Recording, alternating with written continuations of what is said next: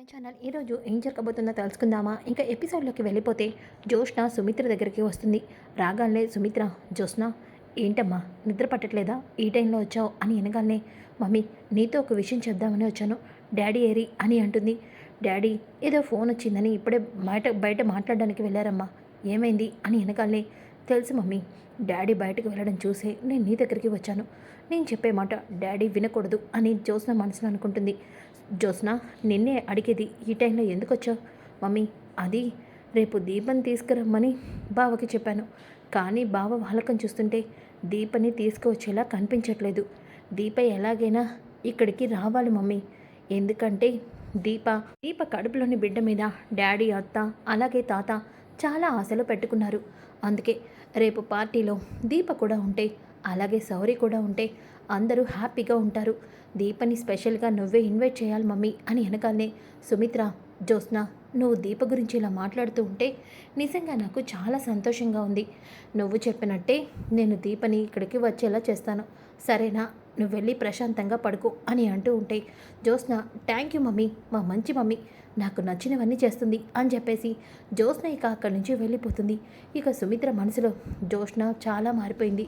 జోష్న మనసు మారి తను పెళ్ళి కూడా చేసుకుంటే నేను సంతోషంగా ఉంటాను అని చెప్పేసి అనుకుంటుంది. ఇంకా ఉదయం అవుతుంది. ఉదయమైన తర్వాత ఇక కార్తీక్, అలాగే కాంచన, అనసూయ అందరూ కూడా రెడీ అవుతూ ఉంటారు. ఇంతలోకి అప్పుడే దీప కూడా రెడీ అయ్యి బయటకు వస్తుంది. ఇక సౌర్యని కూడా రెడీ చేసి బయటకు తీసుకొస్తుంది. దాంతో కాంచన, ఏయ్ ఏంటి నువ్వు రెడీ అయ్యి స్కూల్కి వెళ్ళాలి కదా, మరి నువ్వేంటే సివిల్ డ్రెస్ వేసుకున్నావు? అయ్యో నానమ్మ, నిజంగానే నీ మతి మందగించినట్టుంది. నువ్వు ఈ మధ్య మర్చిపోతున్నావు అన్నీ. ఏంటే మీ నానమ్మకి ఎదురు చెప్తున్నావు? అయ్యో నీకు అర్థం కావట్లేదా నానమ్మ, ఈరోజు సండే హాలిడే అని అనగానే, అయ్యో చెల్లమ్మ, దీంతో మాట్లాడడం నీ వల్ల కాదులే అని అంటూ ఉంటే ఇక దీపం చూసి కాంచన, దీప నువ్వు కూడా ఏంటి రెడీ అయ్యో అంటే, అది అత్తయ్య, అమ్మ దీప కూడా మనతో పాటు వస్తుంది. అదేంట్రా, దీపని రావద్దని మనం రాత్రి మాట్లాడుకున్నాం కదా. దీప అక్కడికి వస్తే మా పిన్ని జోస్న ఖచ్చితంగా దీపని ఏదో ఒక మాట అని ఇబ్బంది పెడతారు, బాధ పెడతారు. ఇప్పుడు కడుపుతో ఉన్న దీప ఇవన్నీ పట్టడం అవసరమా? అసలే దీప నీరసంగా ఉంది. అప్పుడప్పుడు దీపకి కళ్ళు కూడా తిరుగుతున్నాయి. ఈ టైంలో దీప అక్కడికి ఎందుకు అని అంటూ ఉంటే, అది కాదత్తయ్య, సుమిత్రమ్మ గారు ఉదయం ఫోన్ చేశారు. సౌర్యని నన్ను తప్పకుండా రమ్మని చెప్పారు. అవునమ్మా, అత్త దీపని సౌర్యని చూడాలనుకుంటుంది.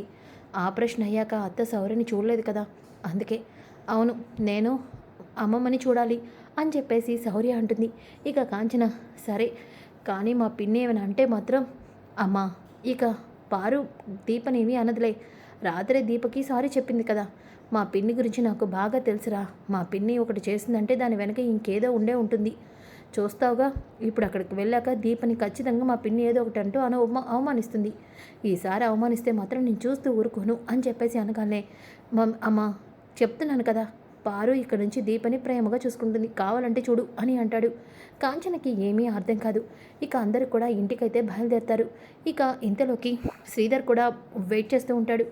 మాస్టరు, నాకు కూడా ఫోన్ వచ్చింది లేరా, మా మావగారు ఫోన్ చేశారు అని అనగానే ఇక వాళ్ళు కూడా శ్రీధర్ కారెక్కి ఇక అందరూ కూడా బయలుదేరుతారు. ఇంతలోకి ఒక పక్కన జోస్న రెడీ అవుతూ ఉంటుంది. రా దీప, రా, నువ్వు ఇక్కడికి రావాలి. ఈరోజు నీ చావుని గిఫ్ట్గా నేను మా మమ్మీకి, మా డాడీకి ఇస్తాను. అవును, అలాగే ఇంకొక సర్ప్రైజ్ కూడా ఉంది, అది మీరెవ్వరూ కూడా ఊహించలేరు అని జోస్న మనసులో అనుకుంటుంది. ఇంతలోకి అప్పుడే సుమిత్ర అక్కడికి వస్తుంది.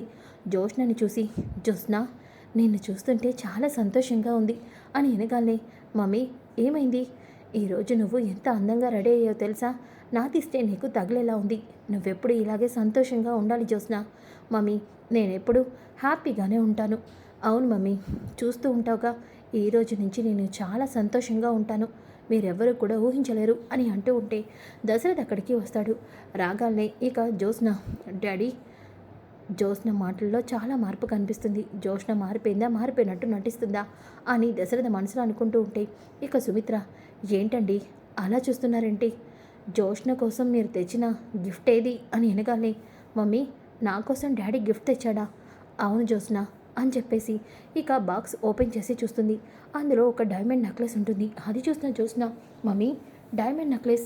అవును, నీకు డైమండ్ నెక్లెస్ అంటే చాలా ఇష్టం కదా, అందుకే స్పెషల్గా నేనే మీ డాడీకి చెప్పి ఇది డిజైన్ చేయించాను, వేసుకో అని అనగానే ఇక జ్యోత్స్న ఆ డైమండ్ నెక్లెస్ని వేసుకుంటూ, ఈ ప్రేమ, ఈ ఆస్తి ఇదంతా కూడా నాకే సొంతం అవ్వాలి.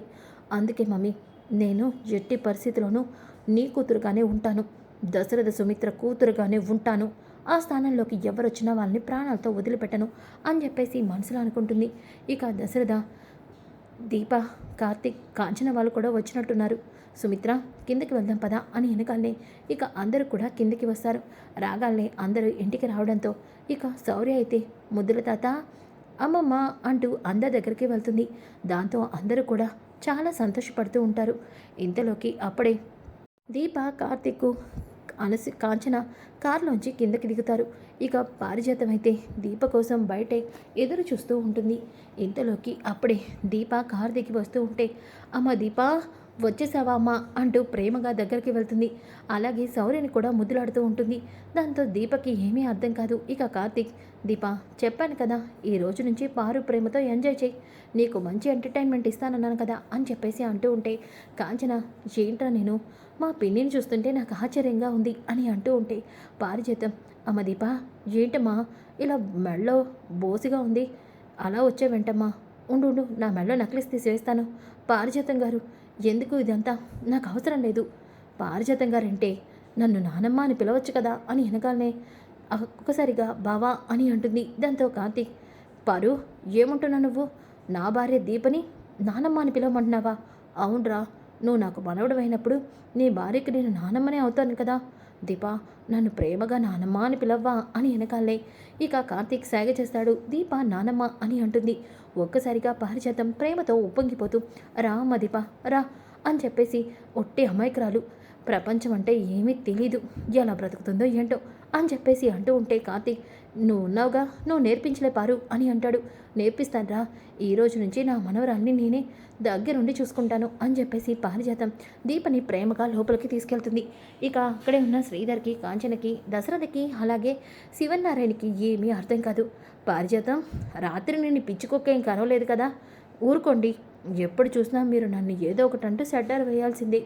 అమ్మ దీప, రామ్మ, కడుపుతో ఉన్నావు, ఇలా నిలబడకూడదు, వచ్చి కూర్చో అని వెనకాలనే జ్యోత్స్న, గ్రాని, నీకేమైనా పిచ్చి పట్టిందా, పని వాళ్ళకి ఇంత రెస్పెక్ట్ ఇవ్వాల్సిన అవసరం లేదు కదా అని వెనకాలనే, నోర్మయ్, ఎవరే పని వాళ్ళు, ఎవరి గురించి మాట్లాడుతున్నావు, దీప ఎవరనుకున్నావే, దీప నా మనవరాలు అని వెనకాలనే అందరూ కూడా షాక్ అయిపోతారు.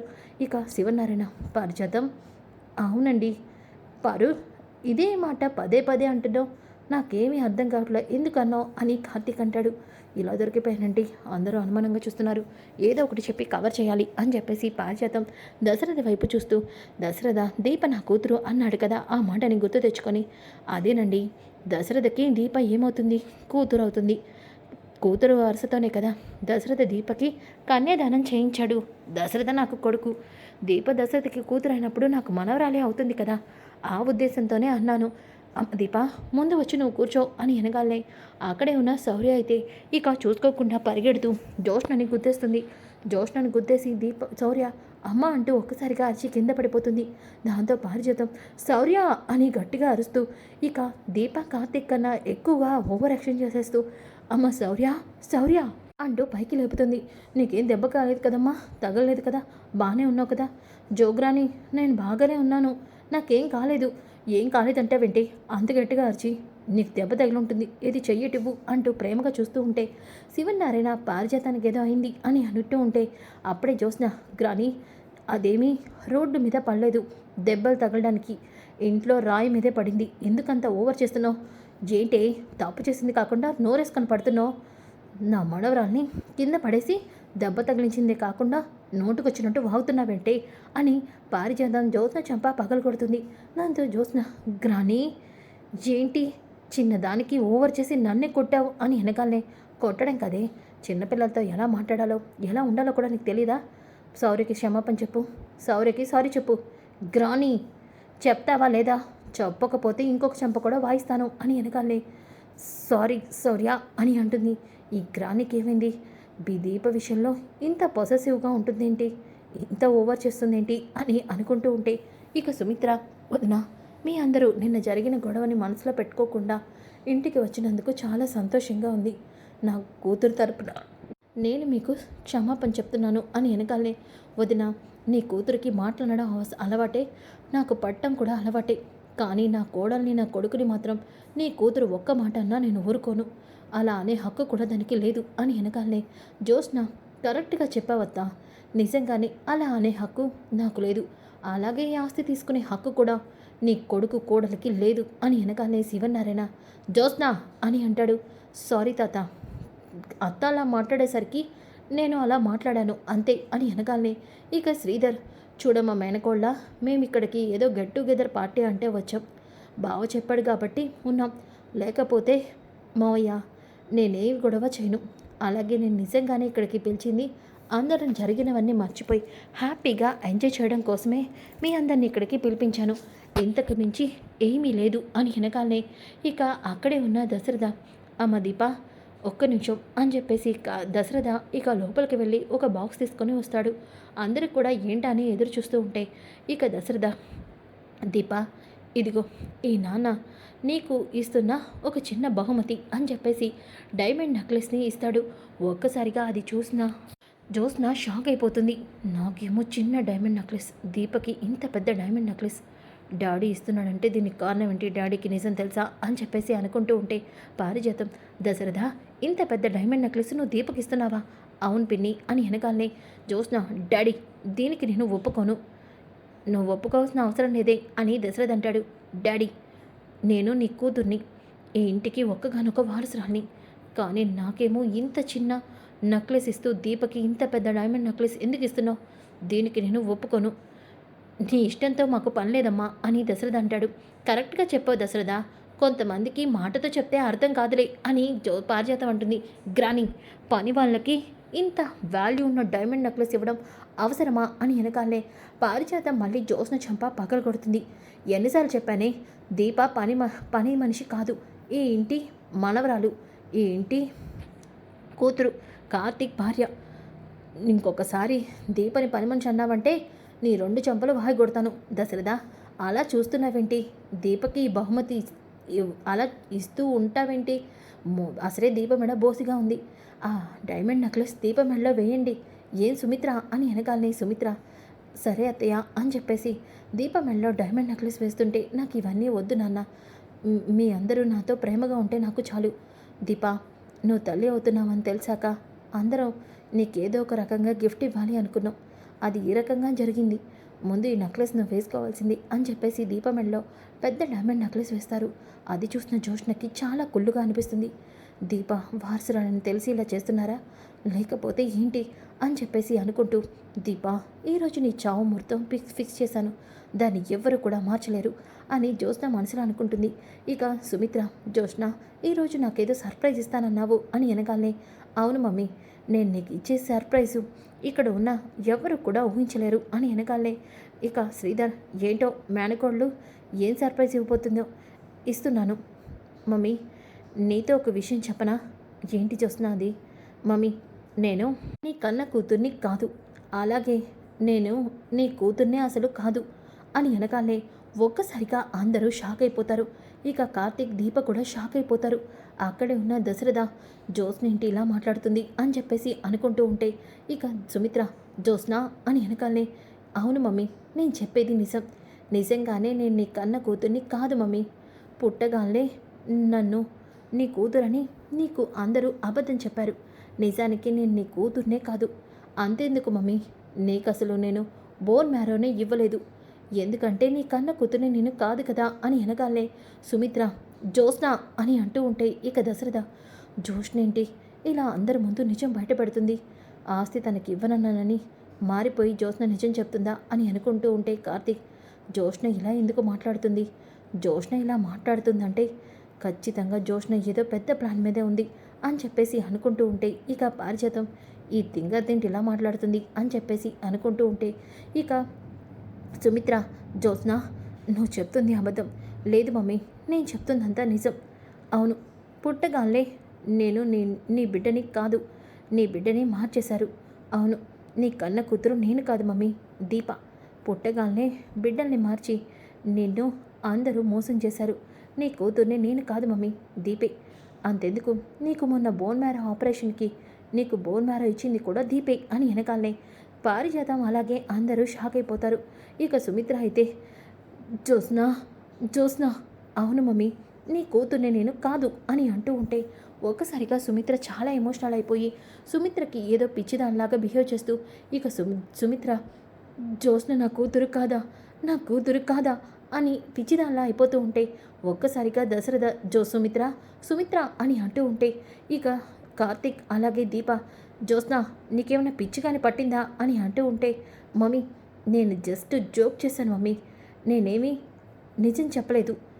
అలా చెప్తే నువ్వు ఎలా రియాక్ట్ అవుతావని మాట్లాడాను అంతే మమ్మీ, నేను నిజంగానే నీ కూతుర్నే మమ్మీ అని వెనకాలనే ఒక్కసారిగా సుమిత్ర, జ్యోత్స్న అంటే ఇదంతా అబద్ధమా? ఇంకెప్పుడు అలాంటి అబద్ధాలు చెప్పొద్దమ్మా. జోక్గా కూడా నువ్వు నా కూతురువి కాదు అంటే నేను తట్టుకోలేను. అవును, నువ్వంటే నాకు ప్రాణం జ్యోత్స్న, ఇంకెప్పుడు అలాంటి మాట మాట్లాడద్దు అని వెనకాలనే అక్కడే ఉన్న దశరథ, కార్తీక్ ఇక దీప, అత్తకి నిజం తెలిస్తే అత్త పరిస్థితి ఇంత ఘోరంగా ఉంటుందా? జ్యోత్స్న ఎందుకు ఇలా బిహేవ్ చేసింది? ఒకవేళ నిజం చెప్తే అత్త ఎలా ఉంటుందో మా అందరికీ చూపించి భయపెట్టడానికే ఇదంతా చేసింది జ్యోత్స్న అని అనుకుంటూ ఉంటే ఇక దశరథ, జ్యోత్స్న ఇలా ఉందేంటి అనుకున్నాను, జ్యోత్స్న మనసులో ఇంత కుట్ర ఉందా అని చెప్పేసి అనుకుంటాడు. ఇక సుమిత్ర ఏమో, మమ్మీ నువ్వు రిలాక్స్గా ఉండు, జస్ట్ నేను జోక్ చేస్తేనే ఇలా రియాక్ట్ అయి ఉంటే మమ్మీ, కూర్చో, నేను నీకు ఒక గుడ్ న్యూస్ చెప్తానన్నాను కదా. అవును.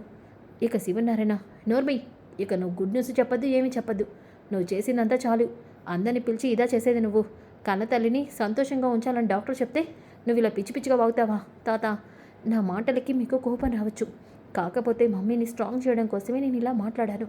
మమ్మీ, ఇప్పుడు నువ్వు రిలాక్స్ అయినట్టే కదా, నువ్వు నా కూతురు అన్న విషయం తెలిసాక నేను రిలాక్స్ అయిపోయానమ్మా అని అంటూ ఉంటే, మమ్మీ అంతేకాదు, నేను పెళ్ళికి కూడా ఒప్పుకుంటున్నాను, మీరు ఏ సంబంధం చూస్తే ఆ సంబంధానికి నేను పెళ్లి చేసుకుంటాను. అవును మమ్మీ అని వెనకాలనే జ్యోత్స్న మాట చెప్పడంతో సుమిత్ర చాలా సంతోషపడుతుంది. జ్యోత్స్న, నువ్వు చెప్పేది నిజమా? నిజం మమ్మీ, నేను చెప్పేది నిజం, నిజంగానే నేను ఈ పెళ్ళికి ఒప్పుకుంటున్నాను అని అంటుంది. దాంతో అందరూ కూడా చాలా సంతోషపడతారు.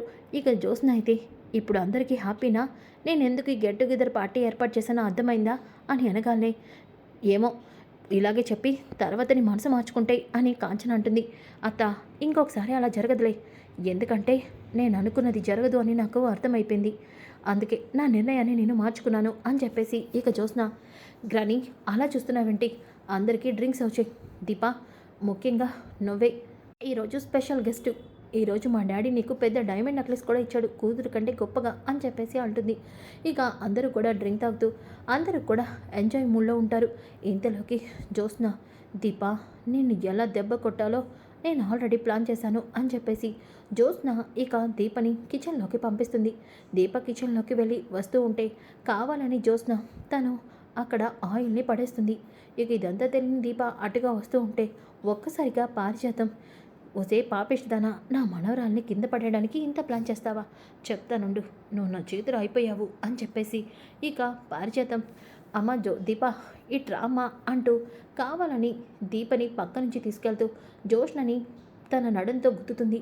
ఇది జ్యోత్స్న ఒక్కసారిగా ఆ ఆయిల్ మీద అడుగు వేసి కాలు జారి డబ్బని కింద పడి నడుం విరగొట్టుకుంటుంది. ఇక జ్యోత్స్న అమ్మా అని గట్టిగా అరుస్తుంది. ఇక దీప, అమ్మో కొంచెంలో ఉంటే నేను కింద పడేదాన్ని, అవునే అందుకే ఇలా చేశాను అని అనగానే కార్తీక్, పారు నా భార్యని కాపాడావు నువ్వు, నీ భార్యని కదరా నా మనవరాలను నిన్ను కాపాడుకున్నాను అని చెప్పేసి అంటుంది.